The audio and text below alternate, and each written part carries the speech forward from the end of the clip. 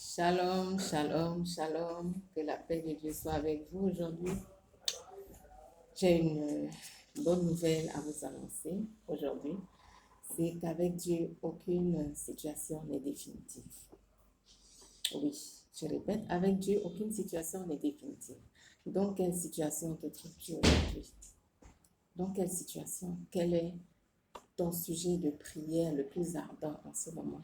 Et tu pries, tu attends Dieu peut-être des jours, depuis des mois, depuis des années. Quel est ce sujet-là de prière?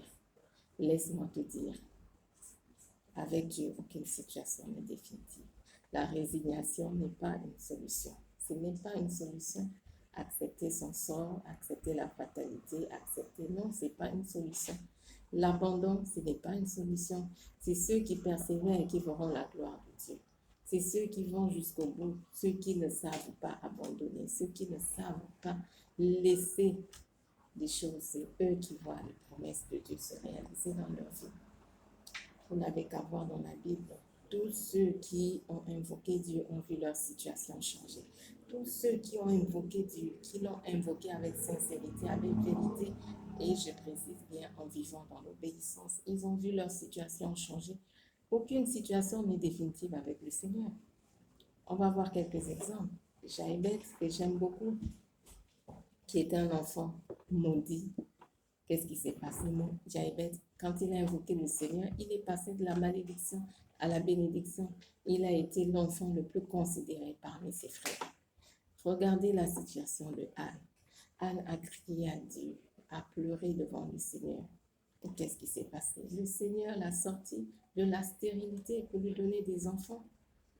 Après qu'elle eut crié pendant des années. David qui était harcelé par ses ennemis. Parmi ses ennemis, il y avait même ses propres enfants. David a été harcelé de partout. Il a eu des ennemis. Il n'avait pas de moment de répit, David. C'était combat sur combat, bataille sur bataille, parce qu'il ne vivait que attaque sur attaque. Mais à chaque fois qu'il invoquait le Seigneur, qu'est-ce qui se passait? Le Seigneur le sortait toujours de ces situations. Donc, il était toujours triomphateur. Il était toujours vainqueur. Il était toujours triomphateur parce qu'il invoquait Dieu et il sortait de ces situations. Jacob, qui était habité par la peur, quand il fallait retourner chez ses parents dans son pays, habité par la peur de rencontrer son frère qu'il avait arnaqué et tout. Il a invoqué le Seigneur, si tu me fais retourner en paix. Et qu'est-ce qui s'est passé? Dieu a touché son frère. Et quand il est rentré, ils se sont embrassés. Il y avait la paix, il y avait l'harmonie, il y avait la joie. Parce qu'il a invoqué son Dieu. Regardez l'aveugle Bartimée, qui était là, aveugle et mendiant. Donc, il vivait dans la cécité au quotidien, dans la mendicité au quotidien.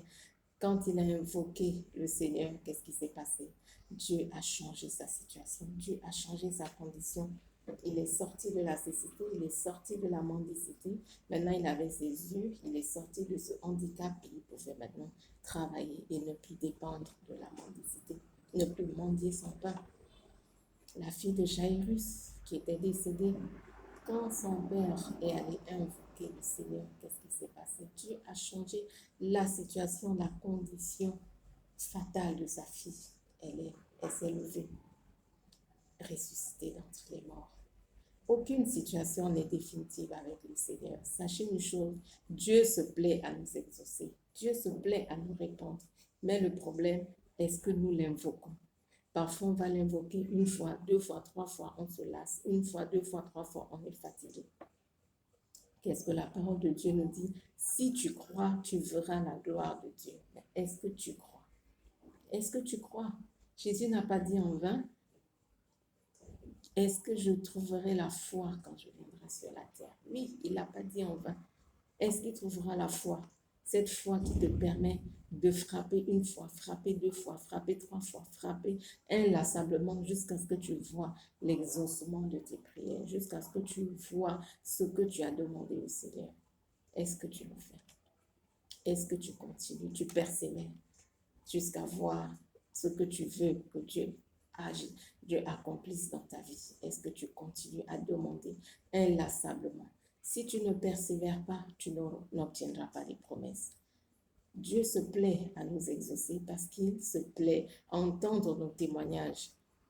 Parce que quand il est glorifié, quand son nom est élevé, vous imaginez une femme qui vraiment témoigne de la gloire de Dieu, comment le Seigneur l'a sortie du chômage pour lui donner un travail, ou une femme qui témoigne vraiment de comment Dieu l'a sortie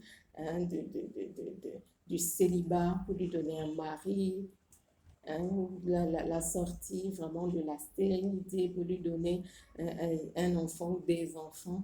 Imaginez déjà la joie de Dieu, mais également comment il se sent. Dieu se plaît vraiment à nos témoignages. Donc, il se plaît à agir dans nos vies. Le problème, c'est nous. Est-ce que nous prions? Est-ce que nous persévérons dans la prière? Tous les exemples que j'ai cités précédemment, Jaïbeth, Anne, David, Jacob, tout cela, leur dénominateur commun, c'est quoi? La prière. Donc leur situation n'a pas changé par un coup de bâton magique. Leur situation n'a pas changé parce qu'ils ont récité, je ne sais pas moi, une formule magique. Non, leur situation a changé parce qu'ils ont invoqué le Créateur, ils ont invoqué Dieu, ils ont crié à Dieu. Ils avaient une situation qui les embêtait. Ils avaient vraiment une situation qui les mettait mal à l'aise, qui leur volait la joie, qui leur volait la paix, qui leur volait l'harmonie. Quelle est ta situation qui t'empêche d'être heureux? Quelle est la situation qui t'empêche d'être vraiment en harmonie avec toi-même, d'être épanoui? Dieu veut que ses enfants soient épanouis. Dieu veut que ses enfants vivent en étant vraiment dans la paix, dans la joie. Dieu veut que ses enfants aient tout. C'est ce que la parole de Dieu nous dit. Ceux qui craignent l'Éternel ne manquent d'aucun bien, par exemple. Quel est ce sujet de prière qui te tracasse? Quelle est cette situation qui vient voler constamment ta joie? Quelle est cette situation qui constamment vient voler ta paix? Sache une chose, si tu crois, tu verras la gloire de Dieu. Le problème maintenant, c'est tu dois croire et tu dois te tenir devant le Père. Tu dois inlassablement frapper à sa porte. Inlassablement frapper à sa porte. Généralement, nous nous décourageons vite, nous abandonnons vite, nous nous résignons, nous acceptons la situation telle qu'elle. Mais ce n'est pas le désir de Dieu. C'est parce que Dieu voudrait pour nous. Non, c'est parce que Dieu voudrait pour nous. Dieu veut que ses enfants soient dans la paix, dans la joie, que ses enfants se sentent bien. Quel est ce père-là qui voudrait que ses enfants soient malheureux? Non. Donc, ceux-là qui ont invoqué Dieu ont vu leur situation changer. Aucune situation avec Dieu n'est définitive. Aucune. Parce que la prière change les situations. La prière change les conditions. La prière change même des harmonies. La prière change des ambiances même dans une maison. Même si dans ta maison, tu es troublé, tu es embêté, je ne sais pas moi, par des mauvais sentiments des autres, par des mauvais comportements des autres, sache une chose, la prière, si tu te tiens devant Dieu, il changera ton environnement, il changera ce qui se passe autour de toi. Le problème, c'est toujours nous. Nous ne prions pas assez, nous ne prions pas correctement, nous ne prions pas selon les standards de Dieu. Prions, levons-nous comme Anne. Prions comme Jaïbeth, invoquons le Seigneur inlassablement jusqu'à ce que nous voyons l'exaucement de nos prières. Aucune situation n'est définitive avec Dieu. Aucune. Quelle que soit ta situation, sache que Jésus est la solution. Tu n'as qu'une seule chose à faire, te tenir devant lui. Tu n'as qu'une seule chose à faire, inlassablement frapper à sa porte, inlassablement demander, inlassablement l'invoquer, inlassablement crier à lui. Et tu seras exaucé. Soyez bénis et très bon dimanche à tous. Que le Seigneur vous bénisse.